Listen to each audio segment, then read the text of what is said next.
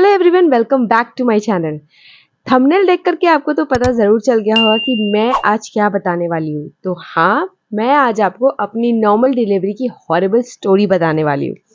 तो शुरू करते हैं मेरे अल्ट्रासाउंड की रिपोर्ट से, जिसमें साफ-साफ मेंशन था कि अप्रैल में मेरी डिलीवरी हो जाएगी। बट मेरे मन में बहुत सारी बातें चल रही होती है। क्या करेंगे, क्या नहीं करेंगे, सी सेक्शन कराएँ, नॉर्मल में कितना ज़्यादा पेन होता है। मतलब ये सोच-सोच के तो मेरा तो बिल्कुल हालत ख़राब हो जाता था। रात को अच्छे से नींद नहीं आती थी, हर टाइम फ्रस्ट्रेटेड, गुस्सा करना, एकदम लो फ़ील करना, हर तरीके का चल रहा था मेरे मन के अंदर। वहीं पे कुछ लोगों का कहना था कि नॉर्मल डिलीवरी करा लो, वन टाइम पेन है, उसके बाद पेन नहीं होगा।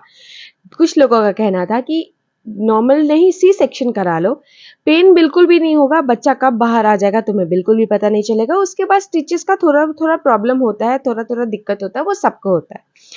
वहीं पे जब सारे लोग सजेशन दे रहे थे एंड मेरे हस्बैंड वही मुझे सपोर्ट कर रहे थे कि तुमको जैसा अच्छा लगता है तुम वैसा ही करो, लेकिन तुम्हें टेंशन बिल्कुल भी नहीं लेना है। इस टाइम पे अगर आपको आपके जो पार्टनर है अगर वो आपको सपोर्ट करे तो ये सबसे बड़ी बात है। तब मैंने डिसाइड किया कि मुझे सी सेक्शन ही कराना है, बात साफ। क्योंकि मुझे नॉर्मल डिलीवरी कराने से बहुत ज़्यादा डर लग रहा था, क्योंकि मुझे नहीं पता था कि कैसा पेन होने वाला है, पेन की इंटेंसिटी क्या है। बस मुझे पता है कि 10 में 10 उसको नंबर दिया जाता है कि जितना पेन को अगर हम 10 रैंक में डिवाइड करें तो वो 10 है, तो ये 10 है। तो इससे ज़्यादा मुझे बिल्कुल भी नहीं पता था। मैं बहुत ज़्यादा घबराती थी नॉर्मल डिलीवरी से, क्योंकि मैंने होते हुए लोगों को देखा है कि लोग कितना ज़्यादा चिल्लाते हैं यार। तो मेरा तो एकदम गला सूख जाता था कि नहीं, नहीं, नॉर्मल तो बिल्कुल भी नहीं कराना है, एकदम सी सेक्शन ही कराना है। फिर हम लोग अपने डॉक्टर के पास गए, उनसे कहा कि मैम हमें सी सेक्शन ही कराना है, नॉर्मल नहीं कराना है। तो मेरी डॉक्टर इस चीज़ के खिलाफ थी कि क्यों तुम अपनी बॉडी के साथ खिलवाड़ कर रही हो, पहला बेबी है, नॉर्मल कराओ, नेक्स्ट टाइम पे तुम ऐसा सोचना। बट मैंने कहा कि नहीं मैम, मुझे नॉर्मल नहीं कराना है, मुझे बहुत ज़्यादा डर लग रहा है, मैं बिल्कुल भी नहीं नॉर्मल करा सकती हूँ, मुझे सी सेक्शन ही कराना है। देन उन्होंने कहा कि ठीक है, जैसी तुम लोगों की मर्ज़ी। मैं गई थी, मेरे हस्बैंड गए थे, मेरी मम्मी गई थी साथ में। देन मम्मी ने भी यही कहा, नहीं मैम, नॉर्मल नहीं कराना है, सी सेक्शन कराना है, क्योंकि बहुत ज़्यादा पेन होता है, मैं भी उस चीज़ से गुजर चुकी हूँ। तो मैम ने बोला इट्स ओके, आपकी जैसी मर्ज़ी, आप लोग का है, आप लोग का डिसीज़न है, तो मैं रेडी हूँ। तो हमने डिसाइड किया 10 अप्रैल 2022 का डेट। 10 अप्रैल 2022 का डेट इसलिए डिसाइड किया क्योंकि उस दिन रामनवमी था एंड हमने सोचा कि ये अच्छा दिन है, तो रामनवमी वाले दिन हम लोग सिज़ेरियन कराते हैं। उसी दिन ऐसा कुछ हुआ, जब मैं डॉक्टर से मिल कर के घर वापस आई तो मेरी बड़ी माँ यानी मेरी बड़ी चाची, वो मुझसे मिलने मेरे घर पे आई एंड उन्होंने मुझसे कहा कि मैं तुम्हें एक स्टोरी बताती हूँ, क्योंकि वो मैं नॉर्मल डिलीवरी के लिए भी उनको भी मैंने बोला कि मैं नहीं करा रही, मैं सिज़ेरियन करा रही, 10 अप्रैल को मेरा डेट है। तो उन्होंने मुझे एक स्टोरी बताई कि मेरी जो भाभी है, वो यूएसए में रहती है एंड वहाँ पे वो भी नॉर्मल नहीं कराना चाहती थी, वो भी सिज़ेरियन कराना चाहती थी, बट वहाँ के जो डॉक्टर्स हैं उनको बोले कि आपको कोई कॉम्प्लिकेशन नहीं है, तो हम आपका नॉर्मल डिलीवरी ही कराएँगे, आपको सिज़ेरियन के लिए एडवाइस बिल्कुल भी नहीं करेंगे। तो मैं जब सोची कि जब वो नॉर्मल दे सकती है तो मैं क्यों नहीं? मुझ में थोड़ा-सा ईगो वाला प्रॉब्लम है कि वो ऐसा कर सकता है तो मैं क्यों नहीं? तो मैंने सोचा कि जब वो नॉर्मल कर रही है, नॉर्मल डिलीवरी उन्होंने दिया, इतना पेन सह कर के भी, तो मैं भी तो कर सकती हूँ, एक बार ट्राई करने में क्या जाता है? अगर भगवान ऐसा चाहेगा कि अगर नॉर्मल मैं ट्राई कर रही हूँ, अगर नहीं हो पाया तो सिज़ेरियन के लिए ऐसा प्रोसेस होगा, तो आप लोग करवा देना, मैंने ऐसे सबसे कहा। मैंने अपने हस्बैंड से बात किया, मैंने बोला 9 अप्रैल को रात में कि मैं सिज़ेरियन के लिए नहीं जाना चाहती हूँ, मैं नॉर्मल के लिए एक बार ट्राई करना चाहती हूँ। उन्होंने बोला ओके। एंड हुआ वही जो परमात्मा का मन था, भगवान जैसा चाहा वैसा ही हुआ। मैं 10 अप्रैल को नहीं गई एंड ना ही हमने अपने डॉक्टर को ये इन्फॉर्म किया कि हम नहीं आने वाले। हम 10 अप्रैल के बाद 11 अप्रैल को उनके पास गए, उनसे कहा, तो वो मैम ने हमें बोला कि आप लोग क्यों नहीं आए, मैंने सारा प्रिपरेशन करके रखा था। देन हमने बोला कि मैम मैं एक बार नॉर्मल डिलीवरी के लिए रेडी, मतलब तैयार हुई हूँ, मैं एक बार ट्राई करना चाहती हूँ। देन उन्होंने कहा वेरी गुड, एक बार ट्राई करो, नहीं होगा कुछ, अगर ऐसा कोई कॉम्प्लिकेशन आएगा तब हम लोग सिज़ेरियन के लिए सोचेंगे, बट तुम्हें एक बार ट्राई करना चाहिए। देन डेट होता है 14 अप्रैल 2022। उस दिन क्या हुआ मेरे साथ कि मैं सुबह जब से उठी, मेरा मन नहीं लग रहा था, बिल्कुल भी नहीं, एकदम नहीं मन लग रहा था। मैं बहुत ज़्यादा फ्रस्ट्रेटेड, बहुत टेंशन में रहने लगी, बहुत गुस्सा करती थी लोगों पे, जो सामने मिलता था बस गुस्सा उतार देती थी। मतलब कि उस दिन करीब 1 से डेढ़ दोपहर के 1 से डेढ़ बजे के बाद मुझे हर घंटे एक मतलब थोड़ा-थोड़ा पेन स्टार्ट होने लगा। तो मुझे लगा कि ऐसे ही नॉर्मल होगा, तो उस चीज़ को इग्नोर किया मैंने किसी से शेयर नहीं किया। देन उसके बाद हर आधे-आधे घंटे पे फिर मुझे पेन स्टार्ट होना शुरू हुआ। फिर उसको भी मैंने थोड़ा-सा इग्नोर किया, लेकिन मैंने सोचा कि मैं अपने हस्बैंड से डिस्कस करती हूँ इस चीज़ को लेकर के। मैंने किसी को भी नहीं बताया था कि मुझे पेन हो रहा है हल्का। तो करीब 5 बजे के बाद, शाम के 5 बजे के बाद मुझे हर 10 मिनट पे पेन होना शुरू हुआ। मैंने अपने हस्बैंड को बोला कि मुझे पेन हो रहा है, तो उन्होंने कहा हो सकता है तुमको फॉल्स पेन हो, तो थोड़ा और टाइम वेट करके देख लेते हैं। अगर ये ज़्यादा पेन अगर हर मिनट में बदल जाए एंड हर सेकंड में बदल जाए, तो हम लोग डॉक्टर के पास जाना हमें सही रहेगा। क्योंकि हमारा जो डॉक्टर का क्लिनिक है, हॉस्पिटल है, वो ज़्यादा दूर नहीं था। हाफ किलोमीटर, 1 किलोमीटर के अंदर ही है। तो हम जब मैंने नोटिस किया कि शाम के बाद से मुझे हर मिनट मतलब हर 2 मिनट, हर 1 मिनट पे पेन मतलब कि पेन अच्छा खासा लोअर एब्डोमेन में ऐसा लग रहा था कि कुछ क्रैम्पिंग से चल रही है। तो हमने फिर मम्मी को बताया कि ऐसा-ऐसा हो रहा है। मेरी माँ तो शुरू एकदम रोना शुरू कर दी, कैसे होगा? नॉर्मल डिलीवरी कैसे होगा? कितना ज़्यादा पेन होता है, कैसे बर्दाश्त करोगी? मैंने बोला मैं कर लूँगी, मुझे एक बार ट्राई करने दो। तो फिर उसने बोला कि ठीक है, इसको भी थोड़ा-सा ऐसा हिम्मत आया कि हाँ भाई बोल रही है तो एक बार ट्राई करने देते हैं। देन उसके बाद 10 बजा था रात का, मैं वैसे ही पेन में थी। मैं हँस भी रही थी, मैं टेंशन भी हो रहा था कि नॉर्मल डिलीवरी यही चल रहा था माइंड में। मैं अपने हस्बैंड को बोल रही थी कि देखिए अगर मैं बहुत ज़्यादा बर्दाश्त नहीं कर पाई, मतलब लगा कि अब नहीं हो पाएगा, मतलब अब मतलब कुछ भी, तो प्लीज़ आप सिज़ेरियन के लिए हाँ बोल देना, कुछ मत सोचना। बोला कि तुम्हें टेंशन बिल्कुल भी नहीं लेना है, मैं तुमको ज़्यादा देर तकलीफ़ में नहीं देख सकता। कुछ भी ऐसा होगा तो मैं हूँ तुम्हारे साथ। मैंने बोला ओके, ठीक है। मुझे पेन भी हो रहा था, मुझे हँसी भी आ रही थी कि क्या होगा, क्या होगा, क्या होगा?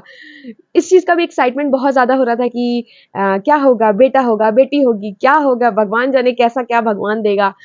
तो फिर उसके बाद क्या हुआ कि 10 बजे मैं बाथ ली एंड अपना सारा सामान जो हमारा था वो पहले से पैक्ड था एंड करीब 12 बजे मैं एक्चुअली हॉस्पिटल जाने से बहुत ज़्यादा डर रही थी, तो मैं जाना ही नहीं चाह रही थी। तो करीब 12 बजे हम लोग घर से निकले, मैं, मेरी मम्मी मेरे हस्बैंड एंड मेरी मासी। और फिर उसके बाद जब हम लोग वहाँ से निकले 12 बजे हॉस्पिटल पहुँच गए। 12:10 के अराउंड 10 मिनट में ही हॉस्पिटल पहुँच गए, बहुत ज़्यादा दूर नहीं था। एंड फिर उसके बाद 12:30 में मैम नीचे आई, उन्होंने मेरा चेक किया। देन वो जब चेकअप करके बाहर निकली, तो वो मुस्कुराते हुए मेरी फैमिली से बोली कि बच्ची का पहला प्रेगनेंसी है, आप लोग भी हिम्मत रखिएगा और उसको भी हिम्मत दीजिएगा। एंड वो बोल कर के वो चली गई। देन फिर उसके बाद करीब 12:30 में मुझे ड्रिप लगाया गया, सलाइन वाटर लगाया गया एंड मैं अपने रूम में लेटी हुई थी। फिर उसके बाद मुझे पेन जो है ना वो ज़्यादा होना शुरू हो गया, मतलब कि वो सेकंड्स में बदल गया। मिनट तो छोड़ ही दो, वो एकदम सेकंड्स में। वो आता था 1 सेकंड, 2 सेकंड एकदम ज़ोर से पेन, फिर उसके बाद आह, आह, ये वाली फीलिंग थी। अराउंड 1 बजे के बाद, रात के 1 बजे मैम जो है वो मेरे रूम में आई, वो मेरे साथ थी। मैं बहुत ज़्यादा थैंकफुल हूँ अपनी डॉक्टर का एंड मेरे हस्बैंड का, उन्होंने मेरा साथ बिल्कुल भी नहीं छोड़ा। मैम जो है वो जब मेरे पास आई वो रात के 1 बजे, टिल मेरे डिलीवरी टाइम के बाद तक वो मेरे साथ थी। मतलब ये बहुत बड़ी बात है क्योंकि मेरे घर के बहुत सारे रिलेटिव्स जो है उनके हॉस्पिटल में डिलीवरी करा चुके हैं। तो उन्होंने हमेशा यही बोला है कि मैम जो है वो 1-2 बार आती है, बट वो मेरे साथ इतना ज़्यादा हम्बल थी, मुझे बिल्कुल ही बिलीव नहीं होता। मैं उनको बोल रही थी मैम मुझे बहुत पेन हो रहा है, प्लीज़ मुझे एनेस्थीसिया दे दो। वो मुझे बोलती थी हाँ बेटा बस रेडी हो रहा है, आप टेंशन नहीं लो, आप बस प्रेशर लगाने पे ध्यान दो। मैं बोलती थी ओके मैम।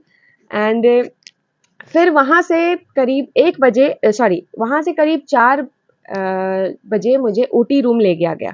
जब उनको लगा कि अब बच्चे का क्राउनिंग होना शुरू हो गया, तब मुझे ओटी रूम ले जाया गया। वहाँ भी मेरे हस्बैंड थे मेरे साथ एंड करीब 4:55 पे मेरी बेटी जो है बर्थ हुई, मैंने उसे जन्म दिया, इतना पेन सहने के बाद। एंड वो जो पेन जो है ना, वो जब आप जैसे ही बर्थ देते हो, जैसे ही जन्म देते हो ना, उसके बाद वो पेन कहाँ चला जाता है कुछ पता नहीं। मतलब वो निकला, पेन भी चला गया। एकदम मैं उसके बाद एकदम लूज हो गई, एकदम सुस्त पड़ गई। मुझे मुझे लगा था कि अब इतना ज्यादा नींद आ रही है, उसके बाद इतना नींद आता है, इतना नींद आता है, मत पूछो। डिलीवरी के पेन के बाद नेक्स्ट का पेन आता है, वो है प्लासेंटा निकालने का प्रोसेस। वो प्लासेंटा निकालना, फिर उसके बाद से उस यूट्रस को पूरी तरीके से साफ करना, क्योंकि वो बहुत ज़्यादा ज़रूरी है। और उस टाइम पे जो पेन हो रहा था मेरे साथ, मतलब कि मैं बिल्कुल चिल्ला रही थी कि अब छोड़ दो, अब पेन बर्दाश्त नहीं हो रहा, अब छोड़ दो, अब नहीं, इतना पेन सहने के बाद अब मत करो मेरे साथ। देन पूरी अच्छी तरीके से साफ सफाई हो गई। फिर मैं जब ओटी रूम से निकल रही थी, तो मेरी डॉक्टर जो आई मुझसे मिलने, देन मैंने उनसे बोला, ma'am thank you so much, आप नहीं होती तो आज मैं ये डिलीवरी नहीं कर पाती। आपने मुझे हमेशा हिम्मत दिया, हर मोड़ पे हिम्मत दिया। जब जब मुझे लग रहा था कि मैं अब नहीं बर्दाश्त कर पा रही, तब तब आपने मुझे हिम्मत दिया। बोली कि बेटा मेरा ये काम है, मैं आपके साथ ही नहीं सब पेशेंट के साथ रहती हूँ, लेकिन आप जो है थोड़ा सा, आपका ये पहला डिलीवरी है, तो मैं आपके साथ थोड़ा सा ज़्यादा अटैच्ड हो गई थी। जब मैंने ये चीज़ बोला तो उन्होंने एक बहुत बड़ी सी स्माइल दी, एंड फिर उसके बाद उन्होंने मेरे सर पे यूँ ऐसे हाथ फेरा। फिर मैं अपने रूम में चली गई। जब रूम में मैं गई, तो मैं जब ओटी रूम में थी तब मुझे पता नहीं था कि मुझे बेटी है या बेटा है। देन मैंने अपने हस्बैंड से पूछा क्या, उन्होंने कहा इसका मतलब है कि मुझे उनको बेटी ही चाहिए थी। तो उन्होंने बड़े प्राउड से यू ऐसे किया। मुझे काफ़ी अच्छा लगा ये सुन करके कि जो हमने चाहा वो हुआ। एंड फिर उसके बाद जब मैं अपने रूम में गई, मुझे जब उसको अपने हाथ में दिया गया, मैं तो देख के दंग रह गई यार, कि मतलब अपनी बेटी की मासूमियत को देख करके मैं एकदम दंग रह गई। मतलब उसके चेहरे को जब मैंने देखा, मुझे कुछ भी याद नहीं कि मुझे अभी क्या पेन हुआ था, क्या हुआ था, कुछ नहीं याद, बिल्कुल भी नहीं याद। उस टाइम तो मैं एकदम ऐसे हो गई, ये मेरा ही बच्चा है, मैंने इसको जन्म दिया, मुझे ये वाली फीलिंग आ रही थी। एंड मतलब कि मैं आपको इस प्रेगनेंसी की स्टोरी सुना करके मैं आपको डरा नहीं रही। सो अब मैं आपको ये बताती हूँ कि जो मैंने अभी इतना जो पेन पेन पेन पेन बताया, वो कैसा पेन होता है उस टाइम। उस टाइम का जो पेन है, वो मैं आज आपको डिस्क्राइब करके बताती हूँ। ऐसा लगता है कि आपके पेट में किसी ने ज्वालामुखी रख दिया हो, एंड वो वॉल्केनो जो है आपके पेट में ऐसे ऐसे ऐसे से हो रहा है। ऐसा फील होगा आपको कि जैसा पीरियड्स का पेन कैसा होता है, उसको आप जितना ज़्यादा बढ़ा दो, वो है एक डिलीवरी, नॉर्मल डिलीवरी की टाइम की पेन। आपको वो भी फील होगा कि आपकी हड्डियाँ जो है ना वो टूट रही है। Back pain, lower abdomen pain इतना ज़्यादा होता है। मैं आपको डरा नहीं रही, लेकिन मेरे जैसी लड़की जो एक नॉर्मल सुई से डरती है, वो नॉर्मल डिलीवरी कर सकती, तो वो आप भी कर सकते हैं।